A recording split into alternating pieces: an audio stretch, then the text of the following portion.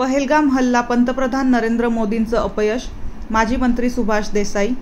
पहलगाम येथे झालेल्या अतिरेकी हल्ल्यात अनेक हिंदूंची हत्या करण्यात आली आहे.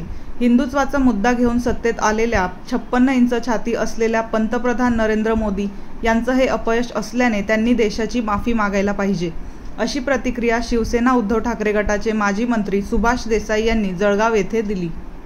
अनेक पर्यटक मारले गेले, आपण केंद्र सरकारचा अपयश म्हणतो. दुर्दैवी घटना पहलगामला घडली. 28 कदाचित आकडा आज संध्याकाळपर्यंत दुर्दैवानं वाढलेला सुद्धा दिसू शकेल. आणि अत्यंत निरपराध अशांची निर्घृण हत्या झाली. आणि ज्या पद्धतीने ही हत्या झालेली आहे, तर अतिरेक्यांनी यापूर्वीसुद्धा अशा प्रकारचे हल्ले केले नव्हते. एक वेगळं हिंसेचं स्वरूप ह्याच्यातून दिसतंय. महाराष्ट्रातले सुद्धा दोघे तिघे जण आहेत. आमची त्यांना पूर्ण आदरांजली आहे, श्रद्धांजली आहे.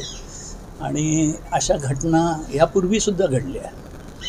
म्हणजे 2015मध्ये सुद्धा एक मोठा प्रकार घडला होता.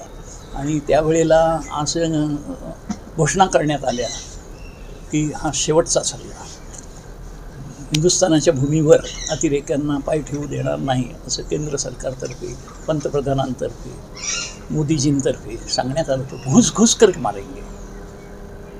परंतु काही तसं दिसत नाही. अतिरेक्यांच्या ज्या तयाऱ्या असतात त्या चालूच असतात आणि संधी मिळते तेव्हा ते येऊन आपल्या निरपराध नागरिकांना मारतात. तर केंद्र सरकारने मग इतक्या वर्षामध्ये कोणती तयारी केली आहे? अजूनही हे हल्ले होणार नाहीत आणि ते थांबवले जातील किंवा त्याला चोख प्रत्युत्तर दिलं जाईल, अशा प्रकारची काहीच माहिती मिळत नाही आहे. त्यामुळे नक्कीच 56 इंची छाती असली तरीसुद्धा मोदीजींचंच हे अपयश आहे, भाजपचं अपयश आहे. केंद्रात 15 वर्ष जवळजवळ आता सत्ता होते त्यांची. तर एवढ्या दीर्घ काळामध्ये असताना ते आणखी कोणावर ह्याची जबाबदारी टाकू शकणार आणि देशसुद्धा आणखी कोणाला जबाबदार धरणार? धर्म विचारून गोळ्या मारण्यात आल्या. तेच म्हटलं मी की हिंसाचाराचं किंवा अतिरेकी हल्ल्याचं एक वेगळं स्वरूप, नाव विचारून, आडनावं विचारून मग गोळ्या झाडल्या गेल्या. याचा अर्थ काय? याचा अर्थ आता हिंदू खतरे में है असं म्हटलं तर काही चुकीचं नाही ते.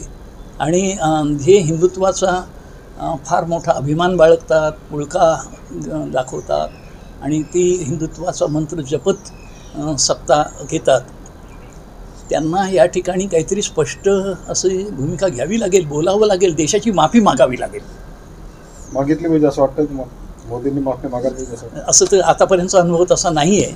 पण देशाची माफी मागितली पाहिजे की मागे 10 वर्ष तर सत्ता झालीच, 11 वर्ष अजून 4 वर्षासाठी आहेत.